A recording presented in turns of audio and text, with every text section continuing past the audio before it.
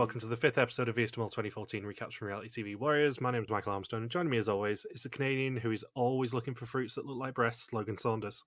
Good afternoon. And the guy who is distracted right now by goats and chickens, David Bindley. Ooh. And we're already at the halfway point of this season. Indeed, 5 down after this podcast and 5 more to go. And I'd actually forgotten until we saw the preview in last episode that they go to the Philippines so early. I always had it in my mind that it was next episode that they went. They do it at the literal halfway point of the filming, because filming is 9 episodes, and they go there halfway through episode 5. So it's 4.5 episodes in Hong Kong and 4.5 episodes in the Philippines. Yeah, I'd always had it in my mind that the Tiantan Buddha was the last challenge before the Philippines as well. And it obviously isn't. So, shows how much of this season I can remember.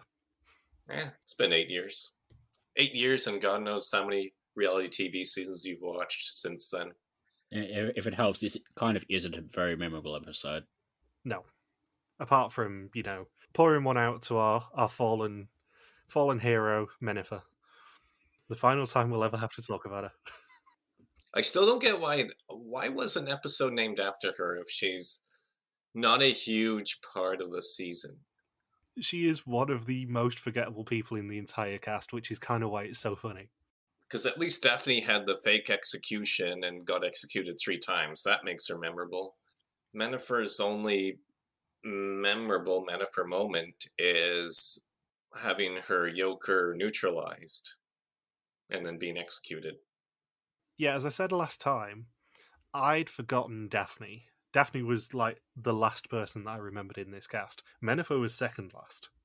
It is a very, very good pair of episodes, this, to just get the chaff out of this group and give us the more memorable people, for better or for worse in the case of Tygo. I had completely forgotten that Mennifer exists, which is hilarious. Who's Mennifer? Exactly. We will get to actually ask that question next episode, because we'll probably have forgotten it by that point. Art finds a rather scenic spot to film this recap and talking about where the group stands. Do you know where it was? Somewhere in Hong Kong. I don't, but I know it's been on reality TV before. Yeah, I can tell you exactly where it was, because it's Victoria Peak. I was about to say, yeah, if it was Victoria. It's the only place in Hong Kong that it's high enough for him to do it and still be outside. Wow. So it's 100% one of the viewing platforms at Victoria Peak, because I'm pretty sure I've been there. It's weird, because I know of all the TV shows that could have filmed there, somehow MasterChef is filmed there. I mean, this is basically the episode where they just cross off the last couple of landmarks of Hong Kong, because we have the Victoria Peak intro, and then we have the Tiantan Buddha, which is probably the only major site that they hadn't been to at this point. So they've definitely covered Hong Kong by the end of this 4.5 episode stint. I don't know why this made me laugh, but in his recap, Art says, the group was unsettled by a woman being executed for the first time. Why were they unsettled? The odds are pretty high. Because of the female alliance. But that doesn't exist, though. Don't forget the women were sticking together on this. It's going to be a final 5 of women, assuming the mole is a woman. It's going to be a final 5 of women, and there's nothing you can do about it. I love how, every week they've been, doing that graphic with, the little map, and it's been the same map of Hong Kong every single time. They haven't even, bothered going down to, this week they're in Kowloon, this week they're in Repulse Bay. It's just Hong Kong. Previously, the Final 8 tried to remember words in alphabetical order before Jan Willem heard the mole sabotage. More money got sent to Ellis Island, but not by Jan Willem, as Tygo still has his stolen envelope. Sofie guided Tygo to a black exemption, while a game of advantages saw Frake succeed. The black exemption wasn't played, and Daphne was sent home despite her yoker. And as we said, Art is on Victoria Peak and says Daphne's departure shook up the group after 2 male departures. The black exemption didn't come into play, nor the green one, but when they both do, it won't be in Hong Kong anymore. And the episode title, as with every episode title this season, is of course Mennifer. In Hudson. Well, what's the episode title in Dutch? Close enough. Although, who can tell? So on day 9, they are taken to a very rainy neighbourhood at the foot of the Tiantan Buddha. Art immediately looks for 2 candidates with an eye for detail, and they, of course, pick Arf and Sofie. He gives them 10 pictures of Buddhas and a walkie-talkie. Alf and Sofie have to relay these to the others as they climb the 431 steps to the top, and they have to take pictures along the way. And they've got 30 minutes to reach the top. I love how they don't even bother just eulogizing Daphne. It's just straight into the first challenge. No, they don't need to because everyone's forgotten about her already, as have we. Didn't they already eulogize her after the midpoint execution? Yes, they did, actually. Good point. Or they couldn't air it because it was just Tygo being really insulting? You've already had your best bits, Nikki. Get off the stage. I'd forgotten that it's a running joke this season that every time someone goes home, Tico is a complete prick about them. I know that's not a surprise because he's a complete prick about everybody, but I'd forgotten that they actually air it every time. And then we get to monkeys and temples. We do. How, as Mole, would you sabotage this challenge? Either be in the group of two? I would say be in the group of two and just not be the best at relaying the details. Or if you're in the group of five, you interrupt the group of two relaying the details through walkie-talkies as much as possible and intentionally screw up what the group of two is relaying to everyone else. Yeah, because their tactic actually isn't too bad, I would say, here. Knowing that they can divide the 10 Buddhas up between the group of five, so just give them two each and make sure the mole at most can only ruin two things. There was definitely some major mulling here because I believe they get 9 out of 10 wrong. Yes, they do. They certainly get at least two of them wrong, from what we saw. But I thought they compared it afterwards, and they said that only the first one that was officially correct, that was the only one they were ever going to get money on. I thought they said that all the other 9 were wrong. They were debating between the next two, and both of those were wrong. Oh, okay. I don't think we found out the status of the other 7. Either way, I don't think they got many right. No. The good news for us, I mean, in terms of talking about this, is the fact that Arf is one of the group of two, and we get some of her delightful descriptions of things. Yeah. The one Buddha has growths protruding from her neck and has pockmarks on her head. How would you have described that Buddha without saying gross? It's revolting. I mean, it disgusts me. I like how the group of five just can't even take Af seriously with their descriptions. I think Mennifer had to try and hold her insides as much as possible, just so she could still listen to the rest of Af's description. I will say this now. Af is the greatest female character they have cast outside of Emanuela Greaves. I love Af way too much. It's brilliant how she basically refuses to entertain the possibility of chaos at any point, and then spends a third of the challenge just describing the things. Even better than that, she does 2 descriptions in 8 minutes. The remaining 8 descriptions take place in 2 minutes' time, because Sofie obviously hurries her along off screen. But she takes 8 minutes to do the first 2. That was a common Kim Peters stalling tactic, was to make sure the conversation goes as long as possible, so you have to rush the rest of the challenge, especially a detail-oriented challenge, as much as possible. Yeah. I don't even think that Arf realizes how much of a chaotic presence she's being here. And I think that's what makes it even funnier. The Buddha's right ear reminds me of my Aunt Margaret's right ear. I miss my Aunt Margaret. She made the best apple pies. Come on, we got 9 other Buddhas here. Yeah, the fun thing about the Tiantan Buddha is that it is right around the corner from the airport. Could this challenge have been, the first 2 challenges, could they have been shown out of order? Oh no, because they announced that they were going to the Philippines after the Hunter Challenge. Yeah, I think that might be why I had it in my brain that they go to the Buddha and then on to the airport straight away, because it is right around the corner. You can get tours from Hong Kong International to the Tiantan Buddha because they're so close. They're on the same island. I was a bit surprised to see how much tablets were used in this Buddha challenge, because Sofie and Af have their own tablet that displays the timer, and then the group of 5 had their own tablet to take pictures. I just forgot that technology was already that far along, with tablets being used pretty effectively even in 2014. Or 2013, I guess, when they filmed it. If you pick up on a subtle bit, there may be some product placement in this season. No way. Is it Philips? Is it a Philips tablet? It's Windows. Windows tablets sponsor them for years, but you'll always see Windows tablets everywhere, including the execution computer. It's a shame they had the tablet sponsor in the show, and then they couldn't work out how to like doctor out the reflections on the red screens in post. Yeah, the good news is that if they'd done it a few years earlier, they could have seen Eric interact with the tablet and probably try and use it upside down. Can I read books on this thing? Or he holds it upside down? You see Eric trying to use it as a phone and make a phone call back to the Netherlands with it. Why are you holding the camera right up to your eyeball? Another wonderfully forgotten moment from this challenge as well is Arf suggesting that her and Sofie look for yokers at a temple, and Sofie steals a coin. Buddha's going to be pissed about that. I think Art actually says this, but the Tiantan Buddha is the holiest site for Buddhism in Hong Kong. Like, it's a proper holy site, this. Nothing says holy sites like stealing from it. Yeah, they would never hide jokers at a temple. No, definitely not. Twice. So Jan Willem finds a fruit that looks like an apple or a lemon or a grooved breast.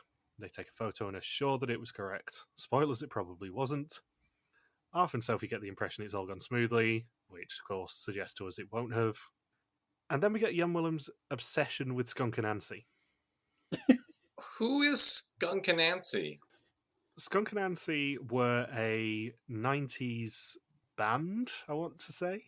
A 90s band led by a woman by the name of Skin, who has a shaved head, who also was the duck on the UK version of The Masked Singer a few years ago. That was her? Yes, that was Skin. Oh, wow. I didn't make the connection before. But that's actually where I know Skin from, is being surprisingly good on Masked Singer and surprising everyone by doing Ave Maria. I believe she was also a judge on Italian X Factor. I think she's fluent in Italian. I'm not sure whether her paths crossed over with Mika or not, but I wouldn't be surprised if they did. Wouldn't be surprised. He's on every bloody TV show in Europe. That's because he can speak every bloody language in Europe. Except Dutch. Yep, she's a British singer-songwriter and electronic music DJ, and the lead vocalist of British rock band Skunk and Nancy. It's a terrible name for a band. I just want to have a record of that. And she did indeed join the judging panel of the Italian version of X Factor for one season in 2015. See, I did my research. So anyway, Jan Willem is obsessed with her. And was it Susan picks out a clearly wrong Buddha while she's holding the walkie-talkie, and Sofie's still going on about the description. Sofie also delays telling a useful clue to Jan Willem. Jan Willem gets annoyed, and by the time the challenge is over, but before they have to submit a guess, they had to narrow down their pictures from 34 pictures on their tablet, which was the first sign of they're not going to do well with this challenge if they took 34 pictures. I think it's quite generous of production to let them take more than 10 pictures, because normally they wouldn't. Normally they'd say you've got 10 pictures and that's it. And I don't know why this is the one challenge of this type where they went, oh no, you can delete some at the top. And the group gathers together and Art says, okay, I left out a crucial detail of this challenge. Each correct picture will earn you 250 euros. But this is a landmine challenge, so that means as soon as you show a wrong picture, it's a landmine, boom, you earn nothing. They love to do that at quiz pubs, the landmine list. And it's always a bad sign when they say, we thought we would do quite well. Yeah, it's the same as anyone on Hunted who goes, oh, I feel really safe at the moment. You know that the hunters are just going to be around the corner for them. But yeah, I love writing a landmine quiz. When I did some work quizzes during the pandemic, I always wrote landmine quizzes in there because I just love really, really dickish questions. Where you can gamble on as many of these as you want, and you get bonuses for doing certain categories. But also, if you pick one wrong one, you're out. So they get the first one right and get the opportunity to gamble for another 250 euros. Susan's very sure of the one with two fingers, but they go with Freke's beaded necklace, and it's wrong, and they earn nothing of 2,500 euros for the challenge. Afterwards, they also realise that Susan's one was wrong, so it all would have gone wrong regardless. And of course, Arf throws Tygo under the bus for getting it wrong. And then Tygo throws off under an actual bus, because that's what Tygo does. Tygo also throws Susan under the bus and says he spotted the other Buddha that she was looking for with two fingers, but Susan didn't, and that is typical mole-ish actions. Then everyone talks about how great it is to have got halfway. Everyone is looking at each other nervously, and Arf said she wouldn't mind if the pot is stirred a bit. Everyone is just a little bit too comfortable right now. Art tells them they'll be exploring the harbour of Hong Kong for the final assignment in Hong Kong. They'll be splitting up into two boats and chased by hunters with laser guns. If they manage to stay alive for 15 minutes, they can earn money for the pot, but only if they manage to tell him the numbers on the back of the hunters' boats. This is one of those challenges that is fun to watch, not necessarily interesting for us to talk about. No. Yeah, this was definitely a sit back and watch this action sequence play out like a James Bond film. Yeah. There's so little going on here, it's basically an episode of Baywatch. The one highlight I will point out is, of course, Arf taking herself a little bit too seriously here and constantly screaming the number plate at the first boat, which did make me laugh. Like, even after they've confirmed it, she's still screaming EB1186 at them. And I've read the second boat's code incorrectly. She read it wrong. It was Susan who got it right. And I'm not sure whether Frake was teasing her or not, but he does ask her to repeat it after she's already done it 4 times as well. I feel like he probably was teasing her, but they didn't include him saying it in the episode. There's one little cut in here that cracks me up. It's like Arf and her boat basically being, full chaos mode, and then Sofie's boat just going on a nice little Sunday drive across the harbour. And they just sort of cut back and forwards between them a couple of times. Well, that's the thing. They divide between the two boats as to who has a sailing license. And you have Mennifer, who apparently has a sailing license, and she takes Susan, Sofie, and Frake. And then you have Tygo, who claims he has one and just lies about it unnecessarily, just for fun, because he just wants to drive a speedboat. And inexplicably, they are the ones who do better at this challenge. The fake license did better than the real license. And I don't even know how the mole would sabotage this other than reading things out wrong. Shouting really loudly so the hunters, know where you are. But how many other speedboats would have been in the harbor? I feel like the hunters would know where both boats are most of the time. Yeah, because they also would have been confined to a certain bit of Hong Kong harbour, given that it's one of the busiest shipping areas in the world. And productions would have to spend an absolute fortune to secure a reasonable amount of space just to use for themselves in Hong Kong harbor. I mean, you got probably billions of dollars worth of commercial products going in and out of that harbor every day. I suspect it's why next year when they do the boat challenge, it's basically just in the middle of a lake and they're the only people there. And it's pedal boats instead of speedboats. So Jan Willem sees the first hunter. They get behind him and read EB1186. Arf screams it 4 times, and Frake has to repeat it. Frake shouts full throttle when they see a hunter, and Mennifer doesn't send them full throttle. They then move into an avoidance pattern, and Mennifer's boat is hit right after they get the second code. Once they get shot, they are off the walkie-talkies for good. The team of 3 then manage to escape. Their time in the seas is not over. They can earn €2,500 for the pot by relaying the correct numbers. They do, and they earn $2,500. Makes it a lot easier when you're able to write the codes down, because Jan Willem just read it off from a piece of paper. Art almost looks proud of them here. I think this is the highest single increase that we see in the entire season, actually. I don't think they earn more than $2,500 at one point. It depends whether you count the interest on the mail. Yeah, they certainly haven't up to this point. I like how Jan Willem's shirt said, "No guts, no glory," and there's no better way to demonstrate that than reading a batch of letters from a piece of paper. He wears that shirt in so many episodes, I'm surprised there's not a glory hole in it by the end of the season. Do you think that this challenge was just a bit of a gimme for them? Well, they gotta earn something. I feel like this is one of the easiest amounts of money that anyone has ever earned on Vias to Mole. Yeah.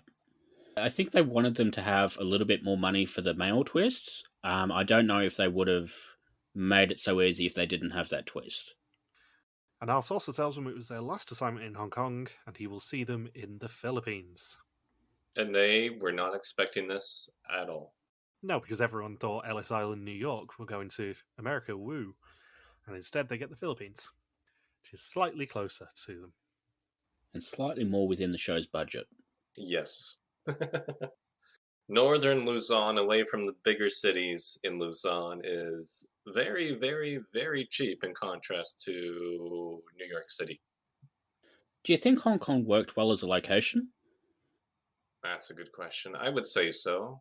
I mean, especially for it being assigned 4.5 episodes, I think they picked very fitting tasks for Hong Kong. It could have been a lot worse, or not really tap into as many themes, I guess, that people associate with Hong Kong.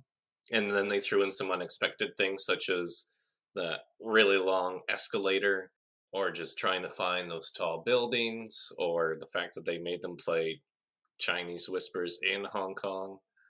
And then the fact that the last challenge was that they were able to do a Hong Kong harbor challenge and use the harbor effectively throughout the season. And also, they were able to get into a Buddhist temple. Yeah. At least it wasn't a full season. Yeah. It felt like they did basically about as much as they could. Yeah. I think dividing it evenly in half between there and the Philippines. I'm surprised that Philippines in Vidum was only represented by half a season, just because there are a lot of different islands. There's over 7,000 islands in the Philippines, and drastically different regions to use. Luzon is very different from Visayas, which is also very different from Mindanao, which deals with some separatist groups. Manila, of course, the cityscape is very, very different from like a resorty area like Boracay or Palawan with El Nido. And then you have Cebu, which also has millions of people and its own distinct landscapes. And then you have Siargao, which has all of the sharks. And then you got the Chocolate Hills elsewhere in Bohol. Yeah, there are a lot of different areas you can use in the Philippines, while with Hong Kong, it's such a very limited area to use. You really just have the cityscape, maybe a couple beaches, Victoria's Peak, the harbor, and of course using Kowloon as well. That's all you can really do with Hong Kong. With Philippines, there's so much more. It feels like somewhere like Singapore might work a little bit better than Hong Kong did, because there's just more there. But I think Hong Kong they did a really good job with, a lot better than I was expecting. One thing that, just thinking about it now, they didn't really tap into any Bruce Lee stuff in Hong Kong. They didn't tap into that 1980s, 1970s, and 80s Hong Kong action film culture like they love to do in The Amazing Race, for instance. Like, they didn't go to the Avenue of the Stars and try to find a Bruce Lee statue or incorporate that into a challenge somehow. I think what would have been a decent idea for the season is have half of it in Hong Kong and then half of it in Singapore. That would have been a more even split, especially geographically speaking. And the similar background of former British colonies turned into one is fully autonomous and the other is decreasingly autonomous.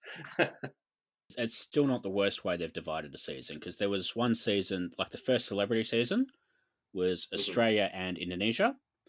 And they did Australia in one of the civilian ones as well. They basically sort of did it like to bookend the thing, to has a connection.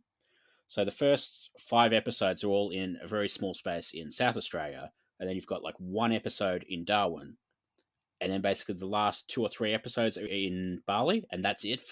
That's all they do in Indonesia. That doesn't surprise me too much, though, because how I got to Bali was from Cairns. So it's an ideal connection to go. I'm assuming that's the only reason they went to Darwin is, we have to go into that general area anyway before we go to Bali. So maybe that's why they had it set up. Yeah, I feel like Hong Kong worked as well as it could have for the 4.5 episodes they used it for. Had they used it for the entire season, it would have got a bit boring, but they didn't really overstay their welcome with it. But before they leave Hong Kong, we get one last Ellis Island scene. Oh, dear Lord. I mean, I've noticed this with the banners when I've been creating them. Tygo is in the background of far too many good reaction shots for me to cut him out of the season. Normally, I would completely and utterly try and avoid him in the banners, but he's always in the background of someone doing something hilarious, and it's so frustrating. Because we get it again in this episode. He is yet again in the background of someone just entertaining me, and it's infuriating. But I don't like that so many of these scenes, especially in the early part of the season, are very Tico-centric, which might be why I hated him so much when I watched the season the first time. Just Photoshop the Buddha with the gross over his face. I might do that. Remind me nearer the time I might actually do that. But yeah, this is the peak of all Tico-centric scenes of him going, "Oh, I've got this bonus envelope from Jan Willem. I'm going to use it and screw him over a little bit," even though, you know, you're not screwing him over if money gets sent to Ellis Island. So before they leave Hong Kong, Jan Willem admits that his envelope was stolen when they were handed out, and Tico tells us in confessional that he has told Mennifer about the bonus one. They decide to split the money they're sending over the 3 envelopes, his, hers, and Jan Willem's. Tico addresses his to Susan, but told Mennifer that it would be Sofie, and she addresses hers to Sofie. Tico then, when everyone turns around, posts the remaining money he has to Susan using Jan Willem's envelope. And they both sent their money to Sofie, right? No, so Tico said he was going to send it to Sofie, but then sent both of his envelopes to Susan. So Art tells us that for days they've been crossing Hong Kong, a city full of skyscrapers and people living on top of each other, but now it's time to move on to the north of the Philippines. And when they land in the Philippines, they run into Miss Columbia. Oh no, wait. Not Miss Columbia. I read it off my notes wrong. It clearly says Miss Philippines that they ran into. Damn it, Steve. And I didn't even know this was even a thing to associate with the Philippines, but Sofie is enjoying how much more windy it is in the Philippines in contrast to Hong Kong. Yeah, Hong Kong doesn't really have wind. And it's silly for me to say that, obviously, but it doesn't really have wind to the same extent as an open patch would. Is it just from all the skyscrapers blocking wind as much as possible? Yeah, I mean, Hong Kong Airport, when it was Hong Kong Airport, it's now the cruise terminal at Kai Tak, used to be one of the most dangerous airports in the world to land at because of the density of skyscrapers surrounding it. But you don't really have the danger from the wind knocking them off. It used to just be the fact that there was 6 inches either side of the skyscraper that the big jets were having to fly through. Right. That'd be scary. Yeah, apparently it was one of the scariest airports in the world to land at. I think people have still got videos on YouTube should you actually want to scare the living bejesus out of you by looking at people landing at Kai Tak. But the new Hong Kong International is a bit further out of the city of Hong Kong. It's on Lantau Island rather than on Kowloon. And now they just use it to put Amazing Race contestants in car crashes.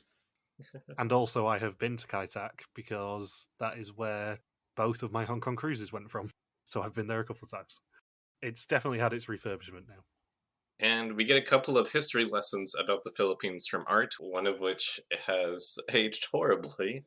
Because he said, oh, there's the oldest church in Asia. This one's super cool. And then when he gathers up all the contestants, he says, oh, this is where the famed and ex-president Marcos was born. And I'm thinking, well, as of 2022, Marcos is now president again. It's his son now, isn't it? His son, yes. So it's like, so if anyone's watching this season, they're going to think, what the hell is Art talking about? Marcos is president. But no, that was Papa Marcos. So good news for Eric Trump, not for anyone else. But yeah, we go from, dictator Marcos to his son being elected, much to the chagrin of many people in the Philippines. I don't know how you elect the son of a guy whose Wikipedia page constantly refers to him as a dictator. Also, because this is the Philippines, they can't travel by any other method other than jeepney.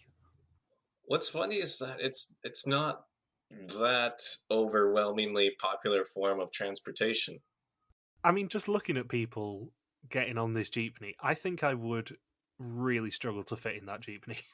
They looked very cramped in the back of it. I think I would struggle to fit in the jeepney. I mean, Saunders, you've been there and you're kind of halfway between our two heights, and presumably you've been on a jeepney. Yeah, the jeepney. Some of the tuk-tuks or the trucks, they can be tougher to fit in than a jeepney. Jeepneys actually are easier to fit in than a lot of the tuk-tuks, because the jeepneys are more just really uncomfortable to sit on, so you really feel any bump you go over, and there's no seat belt, so you just feel like you're gonna die if there's any sort of sharp turn. And then with the tuk-tuk, I've had horrible experiences with trying to squeeze myself and my backpack in there. So in terms of wanting more room, you're better off to go with a jeepney, unless it's in Manila. Then in Manila, you're never gonna have space in the jeepney. So they are taken by jeepney to Powai and the oldest church in Asia. And Art is looking for 3 people with a good sense of direction, and for some reason they pick Tygo, Sofie, and Frake. The other 4 will be in 2 pairs exploring the streets, and Tygo, Frake, and Sofie must direct them back to the church in half an hour's time to earn €2,500 for the pot.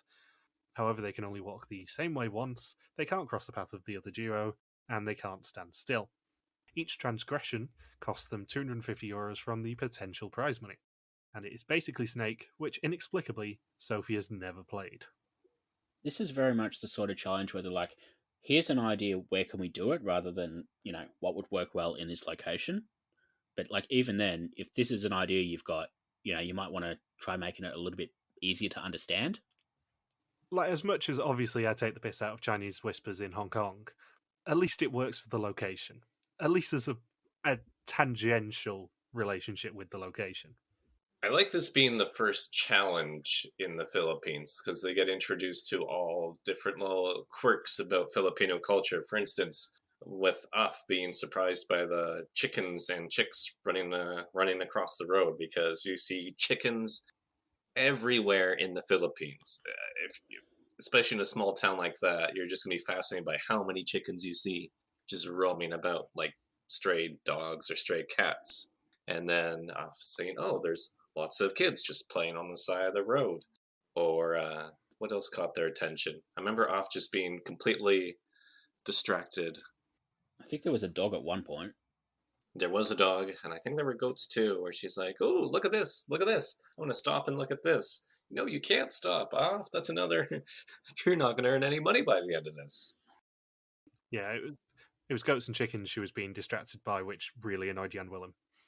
And then Susan's walkie-talkie hat is static for a chunk of this challenge, which is extremely suspicious. Yeah, Mennifer and Susan had a really bad team up here because they almost immediately ignore Frake's instructions and stop and get 2 infractions from that. There is the walkie-talkie nonsense, and they just keep stopping. Like, it's such an easy challenge if you are a mole, this, regardless of what team you're on. Because if you're in the church, then obviously you just accidentally make people cross paths and stuff, and they'll never know about it. But if you're not, you can just stop and dawdle and walk too slowly, or cross another team's path, or accidentally stumble upon them. There was no way they were ever going to win money in this challenge. And even if it was possible, I still don't know how they were supposed to get the $2.5 grand, because they've both got to be at the church at the same time, which means they're going to lose money for that, because they're going to cross paths with each other getting there. Or they come from opposite directions. If one comes from the left of the church, one comes from the right, they presumably would have had a safe zone in front of the church where they can cross paths. Presumably, if they went in the same door, they wouldn't get penalised for that, because that's a bit harsh. But yeah, it's practically impossible to earn any money in this one. And I think while they're waiting for both pairs to sprint through the doors, Tygo says to Freak, "Well, we gave it our best shot. Or not." And did you guys catch the wax bishop that was transported across after the challenge was over? Because No. that wax bishop was super creepy. His name is Tygo. How dare you? I don't recall the wax bishop calling the local Filipino population a cluster of motherfuckers. No, that's just the old president. I don't recall the wax bishop sticking his middle finger up at them either. Yeah. He just tosses out copies of Jan Willem's envelopes to the local crowd. It's the new Filipino way of doing tithes. Just throw the envelopes out. And send them to a church in Ellis Island. So, as much as obviously this is a very visual challenge and an absolute mess, and therefore we've not got much to say about it, where would you be as the mole in this challenge, Michael? I think it is easier probably to be on the streets, but I think there is an obvious sabotage for both sides. I don't think it really matters where the mole is in this challenge.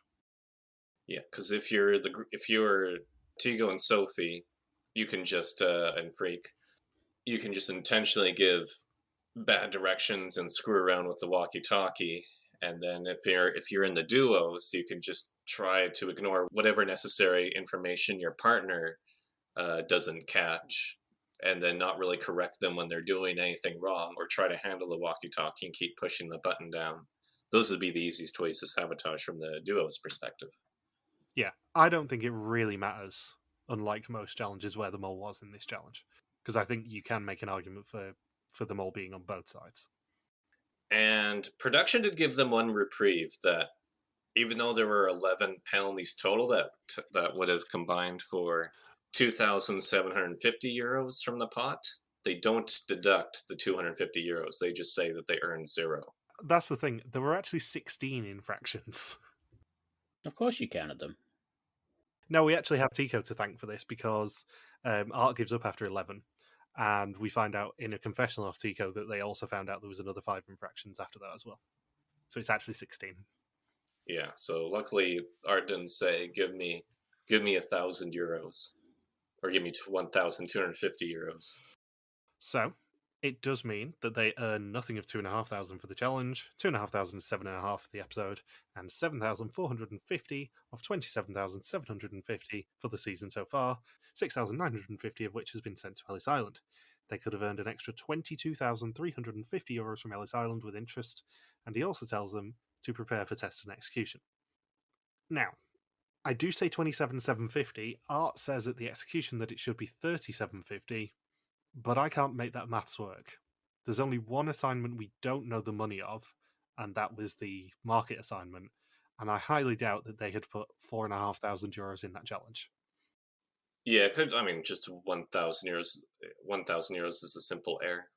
Yeah, I've gone back and checked my notes multiple times in the past few days since watching this episode, and I can't make it work to 37.50. So I think they might be wrong, or they're fiddling the numbers somewhere. So Sofie says it's strange how after one beep, they let the beeps happen again. Susan doesn't understand how they managed to cross each other's paths, which is something the church team were meant to prevent. Tygo says anyone who sees the island that they're staying on is going to play their advantage to stay a bit longer, so he's going to play his black exemption now. Frake is unsure as to when it can be played by, which is episode 7, so Sofie wants to have a chat with him and make sure that he plays it this round. Sofie's kind of having a heel turn here. Well, yeah, she helped out Tygo of all people. Yeah, I don't remember Sofie being this antagonistic. Yeah, because she completely screws over Freak's exemption here. And also Mennifer's Joker. Yeah, I would actually say that she is more culpable for Frake's exemption not being able to be played here than Tygo is, because she does all the manipulative work here. Yeah, because even Freak repeatedly says, Sofie, can I trust you? Can I trust you? And Sofie says, yeah, of course. Why would I lie to you? Why would I help out Tygo? Jesus Christ, I'm not a monster. Why would I help out Jan Willem of all people? Yeah.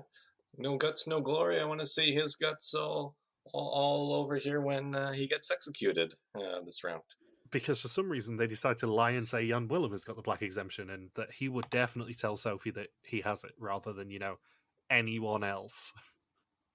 And we get to the quiz, and Tygo has this brilliant quote after playing his black exemption where he says, I can make plenty of friends at a pub in Amsterdam, but I'll make no friends while here in the Philippines. And all I can think is, good luck making friends in Amsterdam. How drunk do those people at the pub have to be? Not drunk, just high. Or both. They're crunk. He is such a colossal arsehole in the first half of this season. And the second half. And Renaissance. Yeah, but we've only done the first half of the season so far. But I actually probably hate him more than I did when I first watched these episodes, because he is unrepentantly acting like the sort of people who go, oh, I'm not here to make friends on every reality show. And they immediately are the people we hate above everyone else. Do we know if he's done any of the other reality shows in the Netherlands? Like, has he done Survivor? I think he has. Did he win? Did he get shut out in a jury vote with 0 votes? No, of course he didn't win. He's Tygo. If he won, do you think he'd be doing this? Yes. Good point.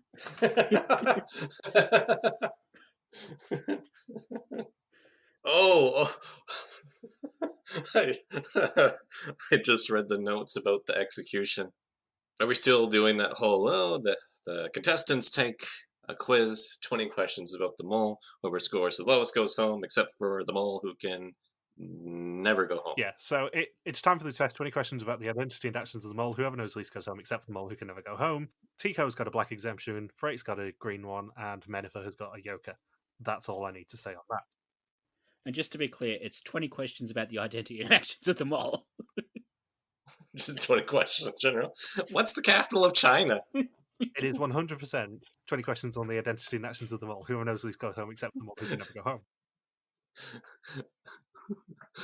If you have rickets, what vitamin deficiency do you have? What is Art's favorite color? And when you say never, Like, they're there forever. They're just stuck in the Philippines until the next Marcos is president. This is what Art says. For the record, the only thing I can see that Tico has done outside of Vidum twice is the Dutch version of The Masked Singer, in which he played the giraffe and came fourth in the finale. So during the execution, Art calls out Freak's green exemption, but then, the idle nullifier. No, not the idle nullifier. The black exemption was used, and Freak, he types in Freak's name first, says he's safe. Then he asks Mennifer if she played anything. She says no. Then says yes for some reason, and admits that she wasted her yoker and that she's pissed. So then Art says, it's a level playing field. And right after Freak is put in as being safe, Mennifer says, I like to touch you, but I'm sticky. I don't want to rub it off on you. Exact quote. Presented without comment. It's like that Chief Clancy Wiggum quote. I got this bottle of jerk off. Do you want me to spray my jerk off on you? So yeah, given that basically she is the weak point of the entire final 7, unsurprisingly her screen is red and she goes home. She is the person who is sent home, unlike the mole who can never go home. because she answered 20 questions about the identity and actions least successfully. She knew the least, so therefore she had to go home. And I don't know why hundreds of episodes into me doing that every single episode is now making Logan laugh so much. Have we explained this enough for our American listeners to understand it yet? I don't know. I think people who are just used to Mole US might have their minds blown by exemptions not being handed out like candy and ridiculous amounts per episodes. I mean, I looked up the Wikipedia page for the second UK one yesterday, and there is one exemption for the entire series. Like, that would blow Americans' minds. So, what happens if Mennifer had tied with somebody else, knowing the least about the mole, the mole of which can never go home? Then the mole who can never go home, because they don't need to answer the 20 questions about their own identity and actions, would have then had the casting vote of who to send home. And they would have had to get up in front of everyone and then cast the tie vote. They're basically head of House Mold. Tie vote, does that mean a tie person goes up to announce who the mole has chosen to go home? Anyway, Mennifer goes home. Nobody cares. And Art says, what kind of group are you leaving behind, Mennifer? And then Mennifer says, a very fun group. And Tygo. But she says that she's certain about who the mole is now, but it was too late. And I'm thinking, well, if you knew who the mole was, if you know the most about the mole, you can't go home, because the person who goes home is the person who knows the least about the mole, and the mole who is the one that never goes home. Because the mole knows the answers to the 20 questions about the identity and actions of the mole. Okay, so I'll go over my suspect list for this episode. So, number 1, I still suspect Af. Af is still number 1. Number 2 is Susan, because she did a lot of suspicious stuff this week involving walkie-talkies and that whole two-finger fiasco, which has nothing to do with the 2 fingers that Mennifer didn't want to rub off on Freak during the execution. Number 3 is Freak. Number 4 is Jan Willem.